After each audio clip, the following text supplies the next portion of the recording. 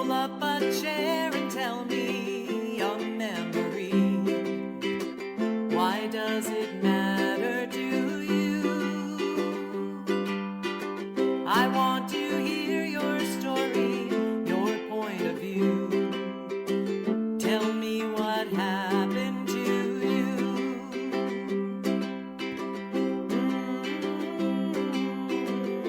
you. Hi, and welcome back to Tell Me What Happened, the podcast that features folks from all walks of life telling us one true story, one true childhood story, and how that event, that experience, has impacted who they are today.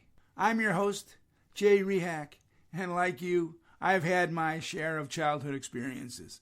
Some of them traumatic, some of them dramatic, some of them just fun. But I like to think that everything that's ever happened to me has made me a better person. Now that may not be true, but that's what I'd like to think. Tell Me What Happened is sponsored by Sideline Ink Publishing, publishers of quality books, including Susan Salidor's classics, I've Got Peace in My Fingers, and One Little Act of Kindness. They both make perfect gifts for little children for the holidays. You can get them on Amazon or your favorite independent bookstore.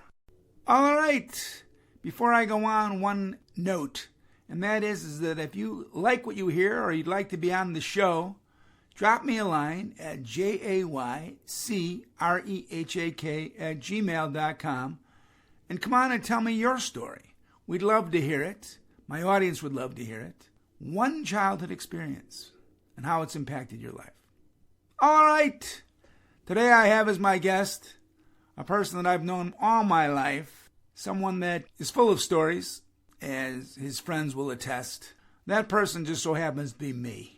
Yes, I haven't been on this season, and I thought I'd give you one of my childhood stories that's impacted who I am today.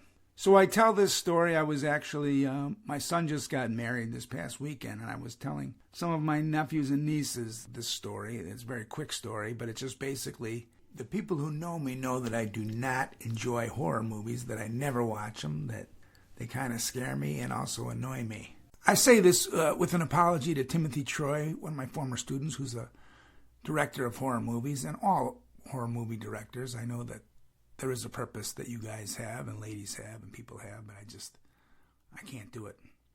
Anyway, so when I was about 6 years old, my parents, in the middle of the afternoon, decided that they were going to walk across the street and meet some friends for like an outdoor barbecue. And they left me back at the house with the television back in the old days. And they had set up me watching an Abbott and Costello meets Frankenstein type of a movie and told me, to enjoy the movie. And they left.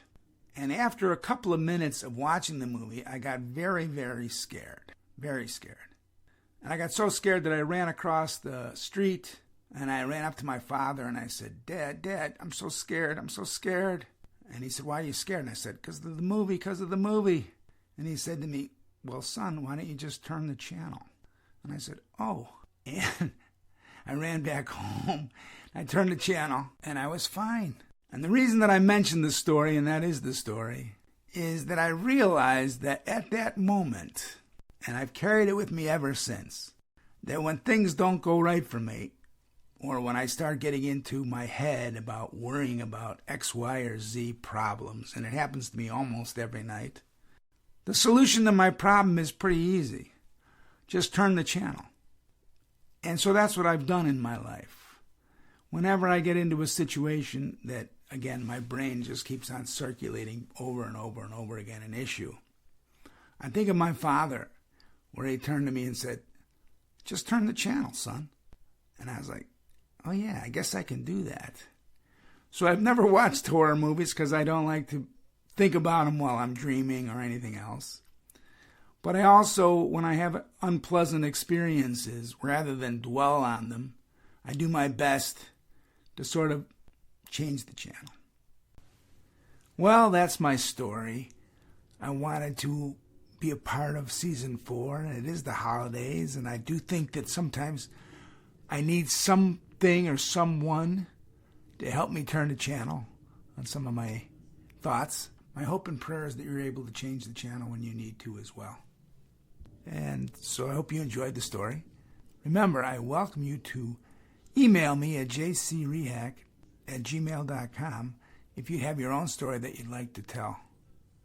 So until next time, this is Jay Rehak asking you all to please stay safe out there and try not to hurt anybody.